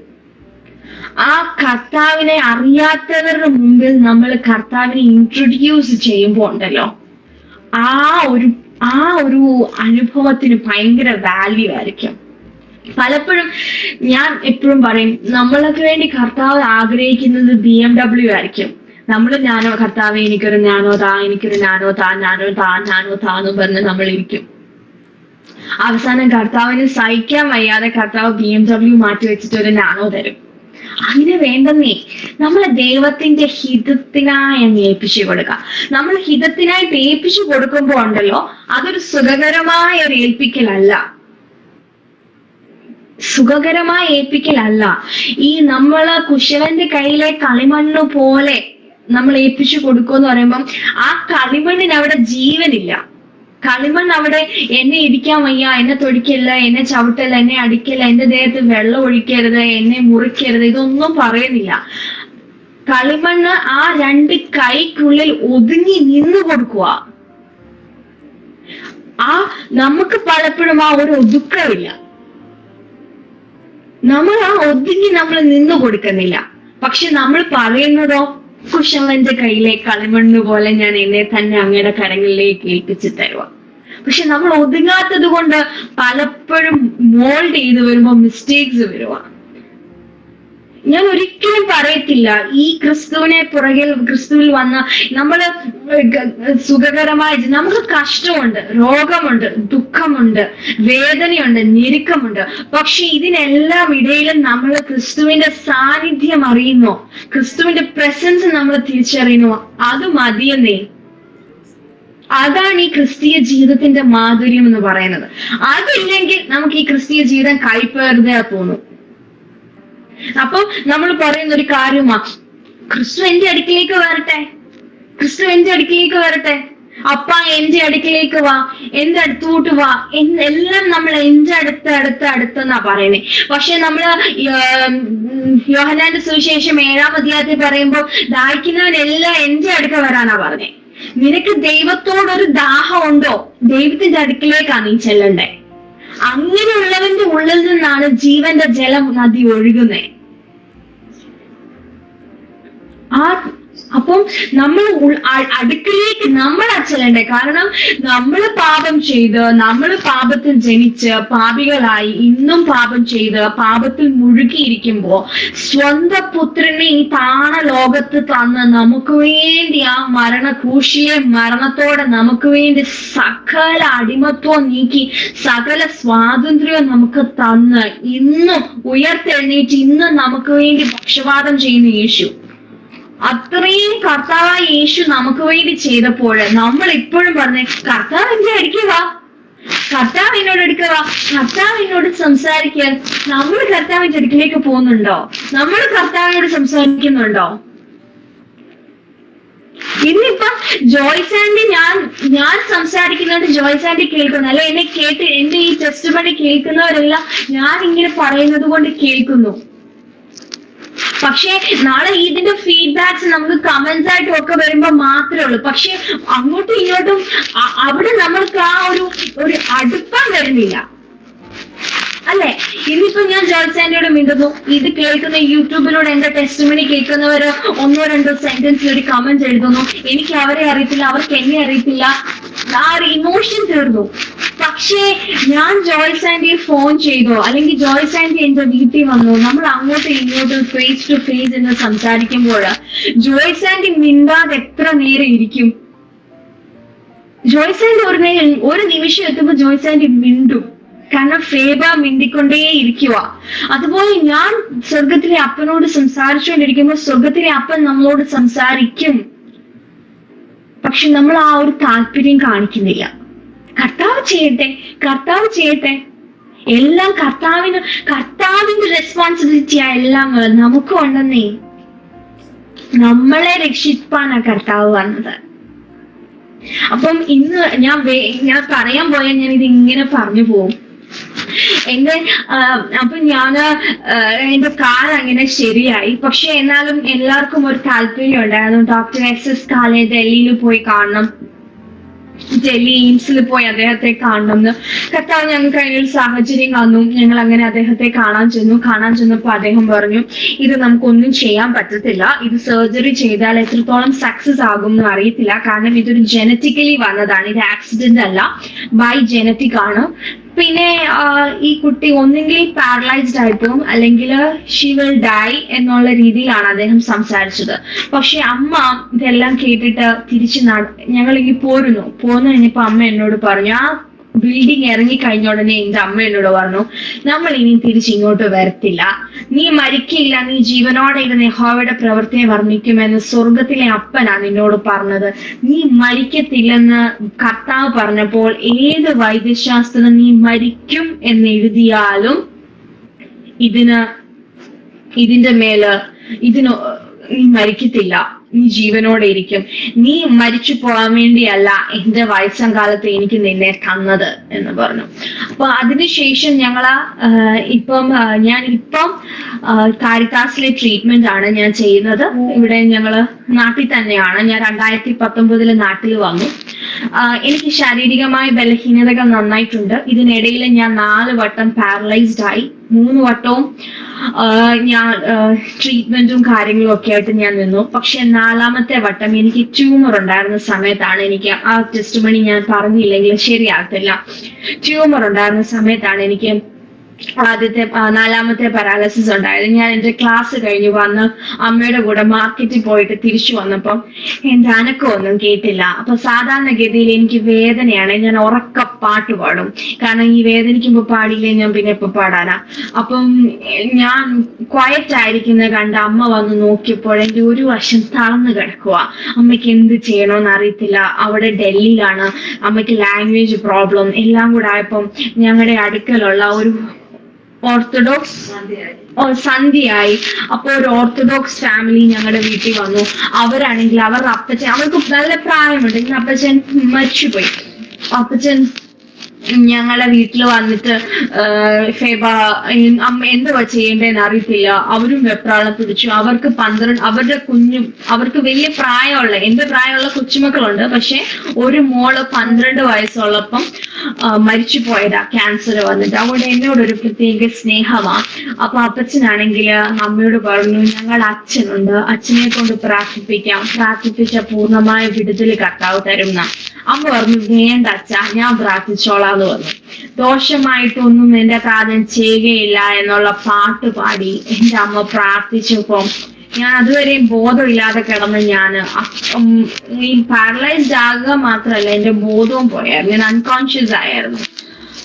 അമ്മ പ്രാർത്ഥിച്ച് ആമയും പറഞ്ഞപ്പോൾ എന്റെ റൈറ്റ് ഹാൻഡ് അമ്മയുടെ 2 കൈക്കുള്ളിലാണ്. ഞാൻ അമ്മയോട് ചോദിച്ചു, എന്താ അമ്മേന്ന് പറഞ്ഞു. ഒന്നുമില്ല മോനെ, ഒന്നുമില്ല എന്ന് പറഞ്ഞിട്ട് എന്റെ അമ്മ എനിക്കൊരു ഉമ്മ തന്നു. അതിനുശേഷം ഡോക്ടേഴ്സ് പറഞ്ഞിട്ടുണ്ട് ഇനിയും പാരലൈസ്ഡ് ആയാൽ പാടായിരിക്കുമെന്ന്. പക്ഷെ ഞാൻ പറയട്ടെ ആന്റി, ഇന്ന് വരെ ഞാൻ പാരലൈസ്ഡ് ആയിട്ടില്ല. അതിനുശേഷം അതിനേക്കാൾ ഞാൻ ഫിസിക്കലി വീക്ക് ആയിട്ടുണ്ട്. എങ്കിൽ പോലും ഇന്ന് വരെയും എനിക്കൊരു പാരാലിസിസ് കർത്താവ് തന്നില്ല. എന്നെ വിളിച്ച ദൈവം വിശ്വസ്തനാണ്. കാരണം ഇതൊരു കഷ്ടമായി ഞാൻ കാണുന്നില്ല. അത് തന്നെ ഇത് മറ്റുള്ളവർ നോക്കുമ്പോൾ ഇതൊരു കഷ്ടമായിരിക്കാം. കാരണം ഫേബയുടെ കാര്യം കഷ്ടമാണ്. ഫേബയ്ക്ക് നല്ല വേദന, ഫേബയ്ക്ക് ഉറങ്ങാൻ ബുദ്ധിമുട്ട്, ഫേബയ്ക്ക് നടക്കാൻ ബുദ്ധിമുട്ട്, ഫേബയ്ക്ക് ഇരിക്കാൻ ബുദ്ധിമുട്ട്. പക്ഷേ നമ്മൾ പ്രവചനാവരം, ഭാഷാവരം, രോഗശാന്തി വരം ഇതുപോലുള്ള വരങ്ങൾക്കെല്ലാം വേണ്ടി പ്രാർത്ഥിക്കുന്നുണ്ട്. പക്ഷെ കഷ്ടം എന്ന വരവും ഒരു വരമാണ്. അതൊരു വരമാണ്. ഞാൻ പറയുന്ന ഒരു കാര്യം, കഷ്ടം എന്ന വരമുണ്ടോ, നമുക്ക് ഇച്ചിരികൂടെ ചാൻസ് ഉണ്ട് നിത്യതയിലേക്ക് പോവാൻ. കഷ്ടത എന്ന വരം നിങ്ങൾക്കില്ലേ, നിങ്ങൾ പ്രാർത്ഥിച്ച് വാങ്ങിക്കുന്നതായിരിക്കും ഇച്ചിരികൂടെ നല്ലത്.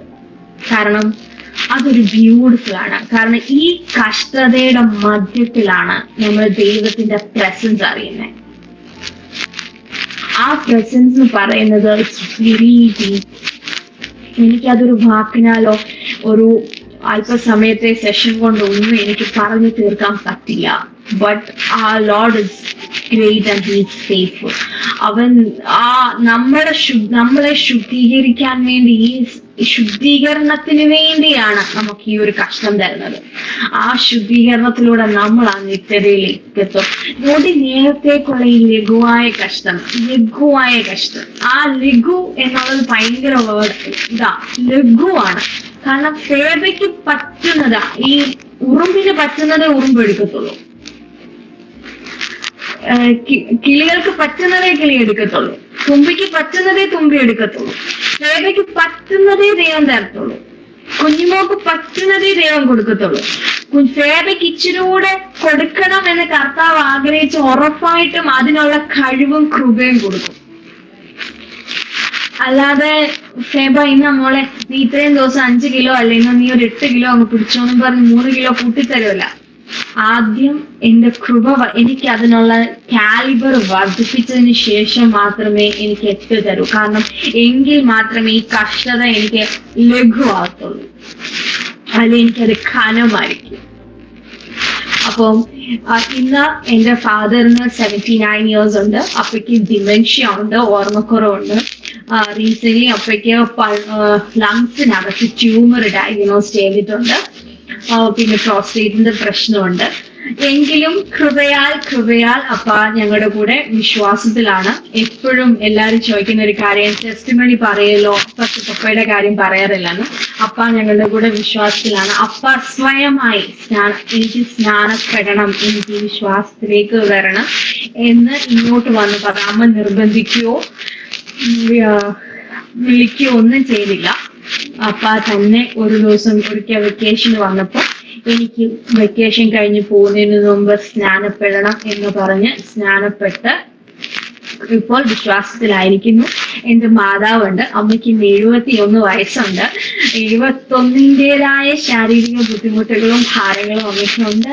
എങ്കിലും കൃപയാൽ വിളിച്ച ദൈവം വിശ്വസ്ത. ഞാൻ കളിയാക്കും, അമ്മ നേരത്തെ ഒരു നേഴ്സായിരുന്നു, ഇപ്പൊ എന്റെ ഹോം നേഴ്സാണ്. അപ്പോ എന്നെ കെയർ ചെയ്യാനും ടേക്ക് കെയർ ചെയ്യാനും എല്ലാം അമ്മയെ കർത്താവ് സഹായിക്കുന്നു. സ്തോത്രം. പിന്നെ ഞാനുണ്ട്, ഞങ്ങൾ ഇവിടെ വീട്ടിലാണ്. പുറമേ നിന്ന് നോക്കുമ്പോൾ എന്റെ അമ്മയുടെ ചർച്ചിലുള്ളവർ ചോദിക്കും, അമ്മയ്ക്ക് ഇങ്ങനെ ചിരിക്കാൻ പറ്റുന്നേ? കാരണം ഹസ്ബൻഡിന് വയ്യ, മോക്ക് വയ്യ, അമ്മയ്ക്ക് വയ്യാതെ കിടപ്പ, അമ്മയുടെ ആങ്ങളയ്ക്ക് വയ്യ. അപ്പൊ അമ്മയ്ക്ക് ഇങ്ങനെ ചിരിക്കാൻ പറ്റുന്നേ? അപ്പൊ അമ്മ ചോദിക്കും, കരഞ്ഞിട്ട് എന്താ ഗുണം? മനുഷ്യന്റെ മുമ്പിലല്ല കരയണ്ടേ, ദൈവത്തിന്റെ മുമ്പിലാ കരയണ്ടേ. ദൈവത്തിന്റെ മുമ്പിൽ നമ്മൾ കരഞ്ഞോ, നമുക്ക് മനുഷ്യന്റെ മുമ്പിൽ ചിരിക്കാൻ പറ്റും. ഇന്ന് പുറമെ ഇപ്പൊ ജോയ്സാൻഡി ഞങ്ങളുടെ വീട്ടിൽ വന്ന് നോക്കിയ ജോയ്സാൻഡി ചോദിക്കും, ഇവർക്ക് ഇങ്ങനെ ഇവരുടെ കാര്യം വളരെ കഷ്ടമാണല്ലോ, ഇവര് കരച്ചിലും നെടുവീർപ്പിലും കഴിയുന്ന ജനമാണല്ലോ എന്ന്. പക്ഷെ ജോയ്സാൻഡി ഞങ്ങളുടെ വീടിനകത്ത് കയറുമ്പം ജോയ്സാൻഡി പറയും, എന്ത് സന്തോഷമായി വീട്ടില്, എന്ത് സമാധാനമായി വീട്ടില്. ആ സമാധാനവും ആ സന്തോഷവും ഞങ്ങൾക്ക് ക്രിസ്തുവിൽ നിന്ന് കിട്ടിയതാണ്. അല്ലാതെ ഞങ്ങളായി ക്രിയേറ്റ് ചെയ്ത ഒരു സന്തോഷമോ സമാധാനമോ ഒന്നുമല്ല, അത് കർത്താവ് തന്നതാണ്. എനിക്കറിയാം, എന്റെ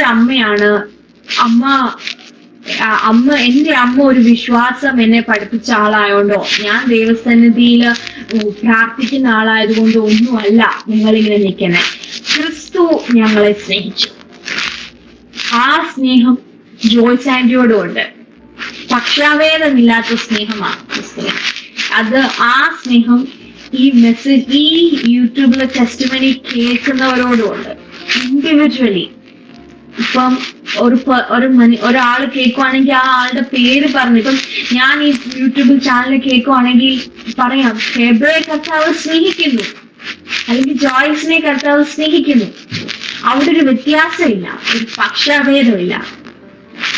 അമ്മയേക്കാൾ സ്നേഹം ഒരാൾക്ക് തരാൻ പറ്റുമെങ്കിൽ അത് സ്വർഗത്തിലെ സ്നേഹം മാത്രം. പക്ഷെ ആ സ്നേഹത്തിന് കുറച്ച് മാനദണ്ഡങ്ങൾ, കണ്ടീഷൻസ് ഉണ്ട്. അതിലൊന്നാണ് അപ്പനോട് നമ്മൾ അടുക്കുക. നമ്മൾ അടുത്തെങ്കിൽ മാത്രമേ അവനും അടുത്ത് വരത്തുള്ളൂ. നമ്മളെ ചാഞ്ഞെങ്കിൽ മാത്രമേ അവന് നമ്മളെ ചേർത്ത് പിടിക്കത്തുള്ളൂ. ഇതാണ് ജോയ്സാൻഡി എന്റെ സാക്ഷ്യം. ഇത് കർത്താവ് ഒത്തിരി അനുഗ്രഹിക്കട്ടെ. എന്നെ ഇൻവൈറ്റ് ചെയ്തതിന് ഒരുപാട് നന്ദി. എനിക്ക് ഇനി സാക്ഷ്യങ്ങളുണ്ട്, പക്ഷെ നമുക്ക് സമയപരിധി എന്ന് പറയുന്നത് ഒരു വലിയ പരിധിയാണ്. കർത്താവ് ഒത്തിരി അനുഗ്രഹിക്കട്ടെ. എന്നെ ഇൻവൈറ്റ് ചെയ്തതിന് ഒരുപാട് നന്ദി. God bless you. ആൻഡ് ഇത് കേൾക്കുന്ന പ്രിയപ്പെട്ടവരോട് ഞാൻ പറയട്ടെ, ക്രിസ്തു നിങ്ങളെ സ്നേഹിക്കുന്നു. നിങ്ങളുടെ ജീവിതത്തിൽ ഒരു കഷ്ടമുണ്ടോ, ആ കഷ്ടതയെ കഷ്ടമെന്ന് കാണാതെ ഒരു ലാഭമായി കണ്ട് ക്രിസ്തുവിനോട് ചെയ്യുക. ക്രിസ്തുവിനായി ദാഹിക്കുന്നവന്റെ അടുക്കലേക്ക് ദാഹിച്ച് നമ്മൾ അപ്പന്റെ അടുക്കലേക്ക് ചെല്ലുമ്പോൾ നമ്മളെ അവൻ നിറയ്ക്കും. അപ്പം അവിടെ പിറുപിറുപ്പോ ഞെരുക്കമോ ഭാരമോ ഇല്ലാതെ നമുക്കൊന്ന് അപ്പനിലേക്കൊന്ന് ചാരാം. നമുക്കൊന്ന് പറയാം, അപ്പ എന്നോടൊന്ന് സംസാരിക്കുക, ഞാൻ അങ്ങയുടെ ശബ്ദം കേൾക്കട്ടെ. And God bless you all. Thank you and Maranatha. മോളെ കർത്താവ് സഹായിക്കട്ടെ, ബലപ്പെടുത്തട്ടെ. മോളെ ശരീരത്തിൻ്റെതായ അവസ്ഥകളിലും ഞങ്ങളോടൊത്തും സംസാരിക്കാൻ ഇത്രയും സമയം മോളെ കർത്താവ് ബലപ്പെടുത്തിയല്ലോ. ദൈവത്തിന് നന്ദി അർപ്പിക്കുന്നു. മോളെയും കർത്താവ് പിന്നെയും അധികമായി ഉപയോഗിക്കട്ടെ. നമുക്ക് ഒരു മിനിറ്റ് പ്രാർത്ഥിക്കാം. മോളെ ദൈവസന്നിധി മോളൊന്ന് പ്രാർത്ഥിച്ച്, അല്ലെ മമ്മിയെ വിളിച്ചാലോ? കാണാൻ പറ്റുമോ? മമ്മയെ കാണാം ഒരു മിനിറ്റ്.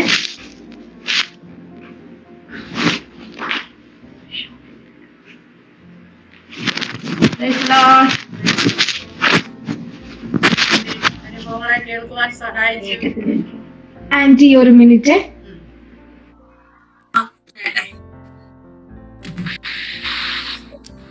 പറഞ്ഞേട്ടെ ആന്റി. ഇതുപോലൊരു മോളെ ആന്റിക്ക് കിട്ടിയത് വളരെ ദൈവം തന്നതാണ്. എത്രത്തോളം ദൈവം ആ കുഞ്ഞിനെ നോക്കാനും ഈ കഷ്ടത എന്ന വരത്തിലൂടെ കടന്നു പോകാനുള്ള കൃപ കർത്താവ് തന്നല്ലോ. എല്ലാവർക്കും അത് സഹിക്കാൻ കഴിയുന്നതല്ല. എങ്കിലും കർത്താവ് ഇത്രത്തോളം ദൈവ കൃപയാൽ നിറച്ച് നിർത്തുന്നത് ഓർത്ത് ദൈവത്തിന് ഇതുപോലെ കടന്നു പോകാൻ നമ്മെ ഏൽപ്പിച്ചു കൊടുക്കുന്നല്ലോ. കർത്താവ് ബലപ്പെടുത്ത. പിന്നെ അപ്പാ പിതാവേ, നന്ദിയോടെ സ്തോത്രം. കണ്ണുള്ള നല്ല ദൈവമേ, സ്വർഗ പിതാവേ, അനുഗ്രഹിക്കപ്പെട്ട ഈ സമയത്തിനായ സ്തോത്രം ചെയ്യാൻ ശ്രദ്ധിക്കുന്നു. പ്രിയപ്പെട്ടവരോട് ചേർന്ന് അടികൾക്കായി ഭൂമി ശേഷിപ്പിച്ച മഹാസ്നേഹത്തിനായ സ്തോത്രം ചെയ്ത് ശ്രദ്ധിക്കുന്ന കർത്താവേ, പ്രിയ പൈതലെ സാക്ഷ്യത്തിന് വേണ്ടി ക്ഷണിച്ച ആ പ്രിയ ജോയ്സിനെ കുടുംബത്തെ അങ്ങയുടെ കരങ്ങളിലേക്ക് ഏൽപ്പിച്ച് പ്രാർത്ഥിക്കുന്നു. അവരായിരിക്കുന്നത് കർത്താവിന്റെ ചിറകടി വായിക്കുകയും സൂക്ഷിക്കുകയും പരിപാലിക്കുകയും ചെയ്യണമേ. കർത്താവിന്റെ കൂടി എന്താഗ്രഹിക്കുന്നു അതായി തീരുവാൻ തക്കണം പൂർണ്ണമായി സമർപ്പിച്ചുകൊണ്ട് അനേകർക്ക് ആശ്വാസത്തിന്റെ വിടുതലിന് കാരണമാക്കി തീർക്കുവാൻ തക്കണം. ആയിരിക്കുന്ന മണ്ഡലങ്ങളിൽ കർത്താവ് എടുത്ത് ഉപയോഗിക്കുന്ന സ്നേഹത്തിനായ സ്തോത്രം ചെയ്യുന്ന കർത്താവേ, ദൈവത്തിന്റെ സാന്നിധ്യം അവരോട് കൂടെ ഉള്ളതിനായ സ്തോത്രം. ഇന്ന് വൈകിയ സമയത്ത് കർത്താവേ, പൈതല് സാക്ഷ്യത്തിനായി കടന്നു വന്നു. അവരുടെ സാക്ഷ്യം അനേകർക്ക് ആശ്വാസമായി യൂട്യൂബിലൊക്കെ ജീവിക്കുന്നതിനായി സ്തോത്രം ചെയ്യുന്നു. ഈ സാക്ഷ്യം അനേകർക്ക് ആശ്വാസമായി തീരട്ടെ. എൻ്റെ അപ്പനെ കണ്ടുമുട്ടുവാൻ മുഖാന്തരമായി തീരട്ടെ. ഇതിനു മുമ്പായി സാക്ഷ്യം പറഞ്ഞ എല്ലാ പ്രിയ കുഞ്ഞുങ്ങളെയും അവരുടെ സാക്ഷ്യത്തെ ജീവിക്കുന്നതായാൽ നമ്മുടെ കരങ്ങളിലേക്ക് ഏൽപ്പിച്ച് പ്രാർത്ഥിക്കുന്നു. കളികളെ മുഴുവമായി അനുഗ്രഹിക്കും, വഴി നടത്തും, പരിപാലിക്കും. ഇന്നയോടെ നടത്തിയ വിധങ്ങൾക്കായി സ്തോത്രം. പ്രാർത്ഥന കേൾക്കുന്നതിനായി സ്തോത്രം. യേശുക്രിസ്തുവിന്റെ ധന്യനാമത്തിൽ തന്നെ സഹായിക്കട്ടെ. നന്ദിയും സ്നേഹവും അറിയിക്കുന്നു. കർത്താവ് അനുഗ്രഹിക്കട്ടെ മോളെ. Thank you aunty. Thanks a lot എന്നെ ഇൻവൈറ്റ് ചെയ്തതിനും താങ്ക് യു. ഓക്കെ മോളെ, ഇപ്പൊ ആന്റി ചോദിക്കാം, ഇപ്പൊ മോളുടെ ശരീരത്തിന് എങ്ങനെയുണ്ട് മോൾക്ക്? ആക്ച്വലി ഇതിപ്പം എന്റെ ശരീരം ഇച്ചിരൂടെ ബെറ്റർ ആണ്. ദൈവത്തിന്റെ കൃപ. അത് ഞാൻ സാക്ഷ്യത്തിൽ പറയാൻ വിട്ടുപോയി. I am sorry. ഞാനത് പറയണം എന്ന് വിചാരിച്ചിരുന്നു. ഞാൻ ഇച്ചിരി കൂടെ ഫിസിക്കലി ബെറ്റർ ആയി വരുന്നു. ഫിസിയോതെറാപ്പി ഉണ്ട്. ഡോക്ടർ പറഞ്ഞ ഞാൻ മരിക്കുന്നിടം വരെ ഫിസിയോതെറാപ്പി ചെയ്യണം, പെയിൻ കില്ലർ കഴിക്കണം എന്നാണ്. അപ്പോ എനിക്ക് ഇപ്പം ഞാൻ ഇച്ചിരി ബെറ്റർ ആവുന്നുണ്ട്. എന്റെ റൈറ്റ് ഹാൻഡിന് ഇച്ചിരി ബുദ്ധിമുട്ടുണ്ട്. പക്ഷെ എങ്കിലും ദൈവകൃപയാൽ ദൈവത്തിന്റെ കരുണയാൽ ഞാൻ ഇച്ചിരി ബെറ്റർ ആവും. സ്തോത്രം. ഒത്തിരി പേരുടെ പ്രാർത്ഥനയുണ്ട്. ആക്ച്വലി ഒരുപാട് കർത്താവ് മോളെ സൗഖ്യമാക്കി പുറത്തു കൊണ്ടുവരും. കർത്താവ്, നമ്മുടെ കർത്താവ് ഒരിക്കലും ദോഷം ചെയ്യുന്ന ദൈവമല്ലല്ലോ. വലിയൊരു സാക്ഷിയാക്കി മോളെ കർത്താവ് ഉപയോഗിക്കും. ഓക്കെ മോളെ, താങ്ക് യു.